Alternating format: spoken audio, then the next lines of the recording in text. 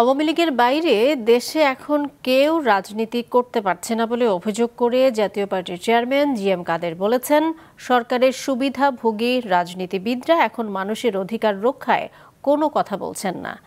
সকালে বনানী কার্যালয়ে ঢাকা মহানগর উত্তর জাতীয় পার্টির এক মতবিনিময় সভায় জি.এম. কাদের আরও বলেন, জনগণ ও দলীয় লোকের মধ্যে অস্বাভাবিক বৈষম্যের সৃষ্টি করেছে এ সরকার। অর্থনৈতিক মন্দায় দেশ ভেসে যাচ্ছে আর এক শ্রেণীর মানুষ আরও ধনী হচ্ছে। গণতন্ত্র ও জনগণের অধিকার সরকার ছিনতাই করেছে দাবি করে তিনি বলেন, নিজের সুযোগ সুবিধার চিন্তা না করে জনগণকে সঙ্গে নিয়ে রাজনীতি করতে হবে, নইলে মানুষ ও গণতন্ত্র কোনোটাই বাঁচানো যাবে না।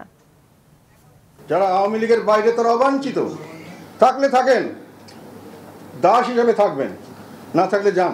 আমাদের কিছু জায়গা দিয়েছে, এটি হলো আমাদের সর্বনাশ। কারণ আমাদের যারা কিছু সুযোগ সুবিধা পাচ্ছে, ওনারা এই সুযোগ সুবিধা ভোগ করতে ইচ্ছুক, সামনের দিকে হোক অনেকেই, তারা কঠিন পথে যেতে চাচ্ছেন না। জনগণের পক্ষে যে জনগণকে এই উদ্ধার করার জন্য তারা যেতে পারছেন না। আমি মনে করি সামনের দিকে রাজনীতি কঠিন হবে এবং আমাদেরকে বুঝতে হবে যে আমরা জনগণের পক্ষে থাকবো না সুযোগ সুবিধার পক্ষে থাকবো। জনগণের পক্ষে থাকতে গেলে ত্যাগ স্বীকারের জন্য মানুষকে থাকতে হবে।